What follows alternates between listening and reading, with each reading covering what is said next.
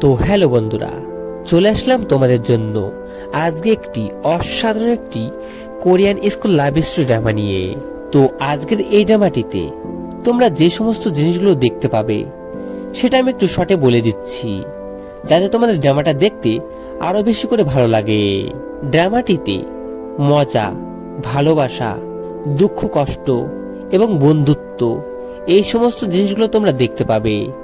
তাই আমি আশা করি যে ড্রামাটা খুবই ভালো হবে, তাই তোমরা ড্রামাটা শুরু থেকে শেষ অবধি দেখতে থাকো। তো ড্রামার শুরুতে আমরা আমাদের গল্পের হিরো জিনহুকে দেখতে পাই।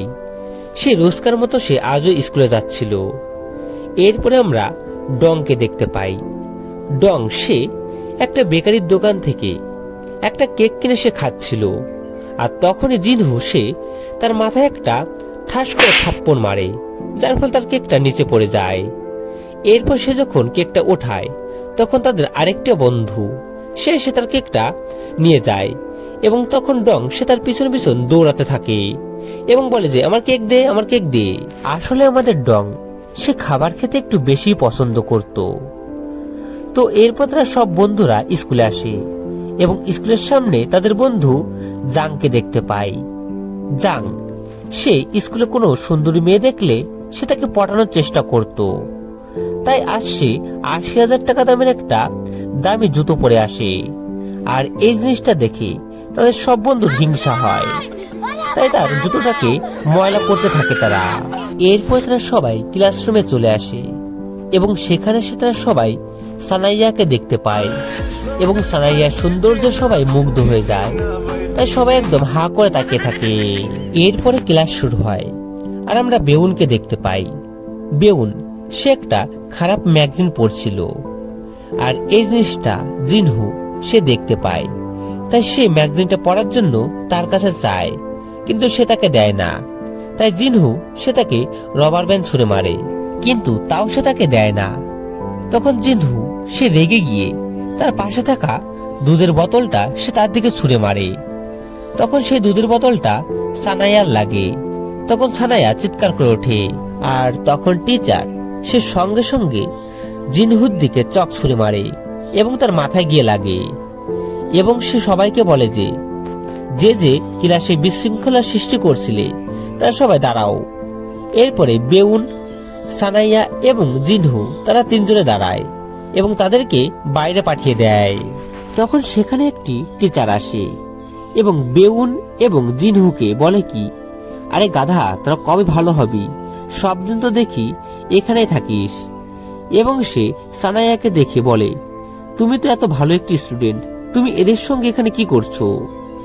আমি তো তোমার কাছ থেকে এটা আশা করিনি। এ বলে সে সেখান থেকে চলে যায়। এরপরে টিফিন টাইমে সানাইয়ের বান্ধবী সে ড্যান্স প্র্যাকটিস করছিল, আর তখন জিনহু সে বলে, আরে তোমার থেকে তো আমার এই মোটা বন্ধু ডং, সে তোমার থেকে ভালো নেচে দেখাবে। তখন ডং সে তাকে নেচে দেখায় এবং তারা সবাই তাকে নিয়ে মজা করতে থাকে। তখন সানাইয়া তাদেরকে বলে, আর যাই হোক, সে তোমাদের মতন না, সে চেষ্টা করছে। এর পরের দিন আমরা দেখতে পারি যে টিচার সে ক্লাসে সে বলে যে আজ আমি তোমাদেরকে ম্যাথ টেস্ট নেব, তাই তোমরা সবাই 10 মিনিট রিভাইজ দাও। আর এদিকে সানাইয়া সে আজ ম্যাথ বইটা আনেনি, তাই সে অনেক চিন্তা করছিল। আর এদিকে জিনহু সে পরীক্ষাটা দিতে চাইছিল না, তাই সে তার বইটা সে সানাইয়াকে দিয়ে দেয় এবং সে টিচারকে বলে আমি বইটা আনিনি। আর এটা শুনে টিচার সে তাকে শাস্তি দেয় এবং তাকে বাইরে পাঠিয়ে দেয়। আর এই জিনিসটা দেখে সানাইয়ার ভালো লাগে, তাই সে জিনহুকে স্কুল শেষে সে তাকে ধন্যবাদ জানায়।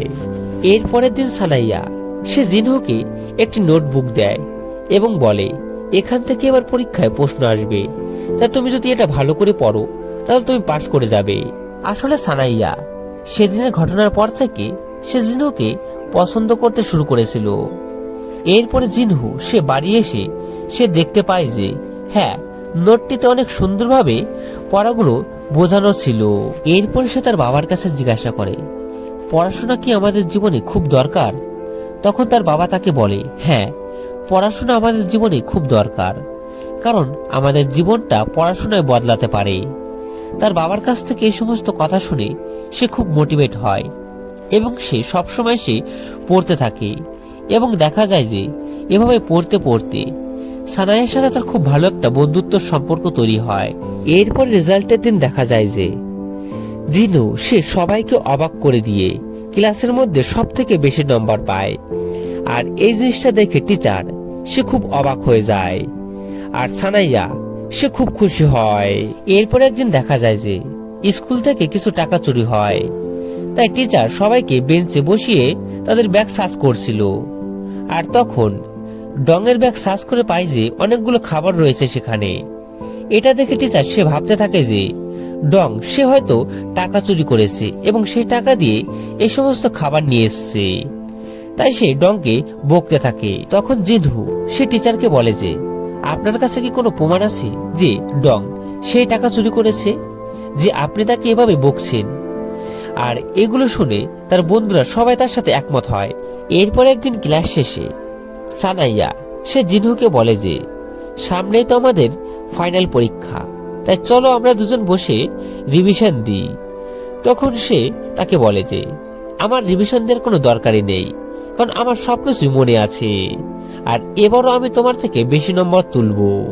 আর আমি যদি তোমার থেকে বেশি নম্বর তুলতে পারি তাহলে তুমি তোমার চুলটা খুলে আসবে। আর আমি যদি তোমার থেকে কম নম্বর পাই তাহলে আমি আমার চুলটা ছোট করে ফেলবো। আসলে আমাদের জিনহু সে সানায়াকে পছন্দ করত এবং সে তাকে চুল খোলা অবস্থায় দেখতে চাইছিল, কারণ তাকে চুল খোলা অবস্থায় দেখতে আরো বেশি সুন্দর লাগে। এরপর দেখা যায় যে জিনহু সে এই চ্যালেঞ্জটা জেতার জন্য সে দিনরাত ভরে সে পড়াশোনা করতে থাকে।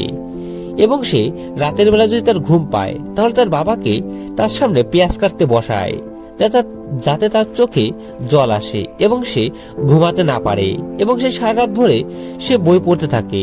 এরপরে কিছুদিন পরে দেখা যায় যে সানাইয়া সে স্কুলে একা একা সন্ধ্যাবেলায় বই পড়ছিল, আর তখন হঠাৎ কারেন্ট চলে যায়।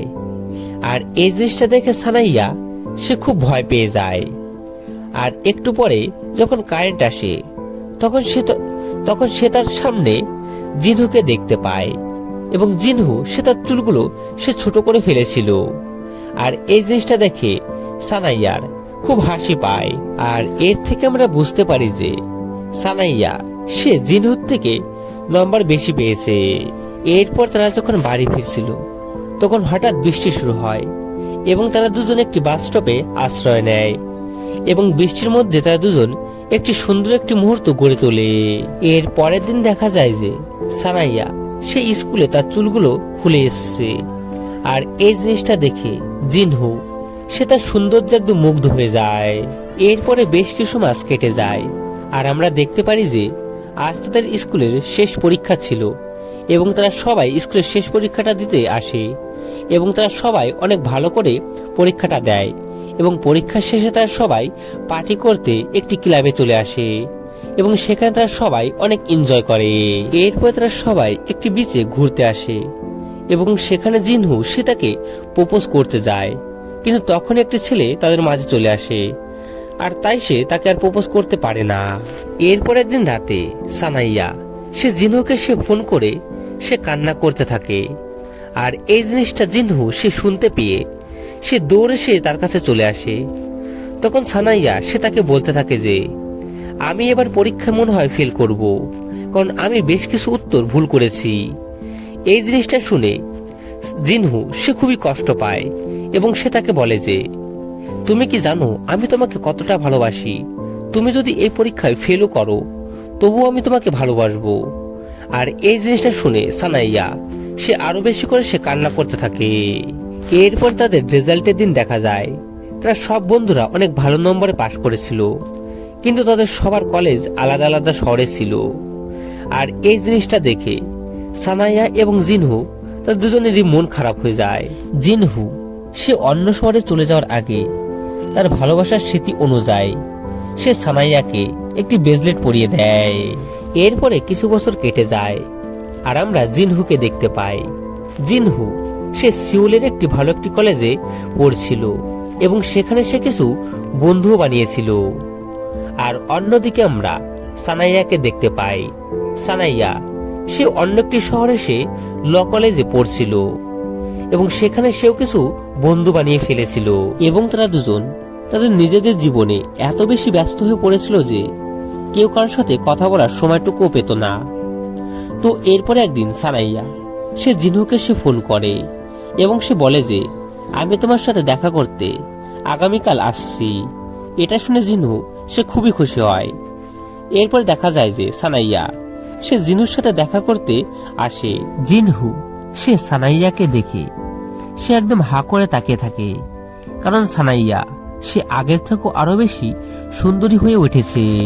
এরপরে সানাইয়া সে জিনহুকে বলে যে আমার জীবনটা আর আগের মতন নেই, আমি ঠিক করে এখন পড়াশোনায় মনোযোগ দিতে পারছি না, আমি সবসময় কিছু না কিছু ভুল করেই চলেছি।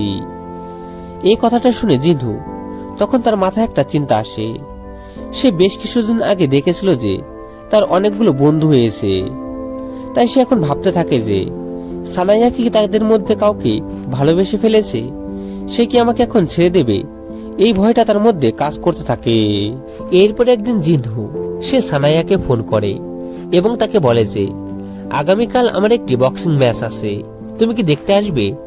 তখন সানাইয়া সে তাকে বলে যে এই সমস্ত বাদ দিয়ে তুমি ঠিক করে পড়াশোনায় মনোযোগ দাও, এই বলে ফোনটা কেটে দেয়।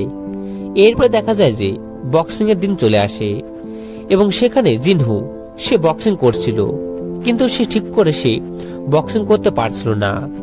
আর ঠিক তখনই সেখানে সানাইয়া সে চলে আসে, আর সানাইয়া সে সেখানে এসে জিনহুকে মার খেতে সে দেখতে পায় এবং জিনহু সে সেখানে পারফরমেন্স করতে পারছিল না। আর এই জিনিসটা দেখে সানাইয়া সে সেখান থেকে চলে যায়, আর এই জিনিসটা জিনহু সে দেখতে পায়। এরপরে ম্যাচ শেষে জিনহু সে সানাইয়ের কাছে আসে, তখন সানাইয়া সে তাকে বলে যে তুমি এই সমস্ত খেলা বন্ধ করো, না হলে তুমি আমাকে ছেড়ে দাও। তখন জিনহু সে তাকে বোঝানোর চেষ্টা করে, কিন্তু সানাইয়া সে কোনো বুঝতে চাইছিল না।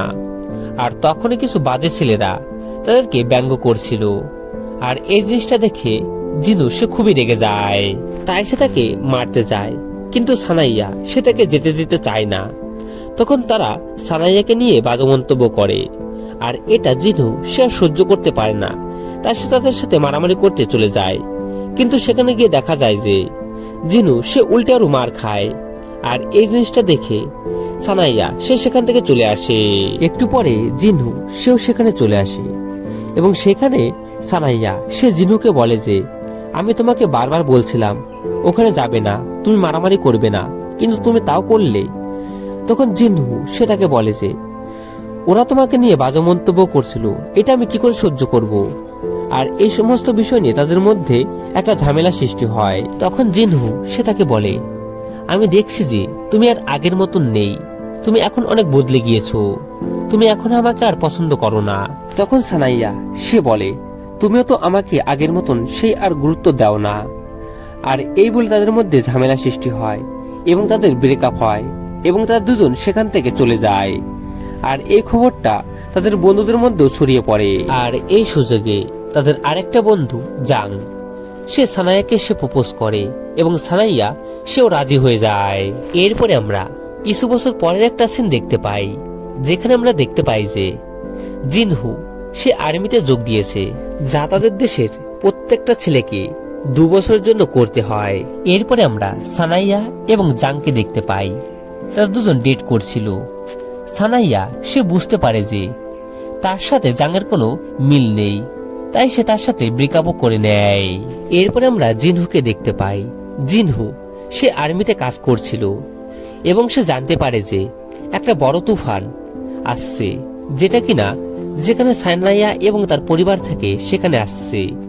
এটা সে জানতে পেরে সে সানাইয়া এবং তার পরিবারকে একটা নিরাপত্তা জায়গায় রেখে দেয়। এরপরে সে সানাইয়াকে ফোন করে এবং তাকে বলে যে তুমি কি ঠিক আছো? তখন সে তাকে বলে হ্যাঁ আমি ঠিক আছি। এরপরে জিনহু সে তাকে বলে তোমার আর জাংয়ের রিলেশনশিপ এখন কেমন আছে? তখন সানাইয়া সে তাকে বলে আমি জাংকে ছেড়ে দিয়েছি, কারণ তার সাথে আমার কোনো মিল নেই।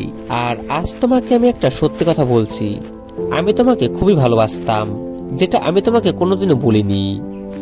আর আমি তোমাকে যতটা ভালোবাসতে পেরেছি আমি মনে হয় না আর অন্য কাউকে এতটা ভালোবাসতে পারবো। এই কথাটা শুনে জিনু সে একদম নিস্তব্ধ হয়ে যায় এবং একটু পরে তাকে বলে যে ধন্যবাদ, আমি জানতাম না যে তুমি আমাকে এতটা ভালোবাসতে। এরপরে আমরা 3 বছর পরের একটা সিন দেখতে পাই, যেখানে আমরা দেখতে পারি যে জিনহু সে এখন অনেক বড় একটা কোম্পানির মালিক হয়েছে।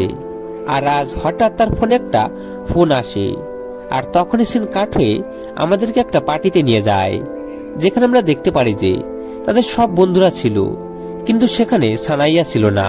একটু পরে আমরা সানাইয়াকে দেখতে পাই। আজ সানাইয়ার বিয়ে ছিল, কিন্তু সেটা জিনুর সঙ্গে নয়, অন্য একটা ছেলের সঙ্গে। আর এই জিনিসটা দেখে জিনহু সে খুবই কষ্ট পায়।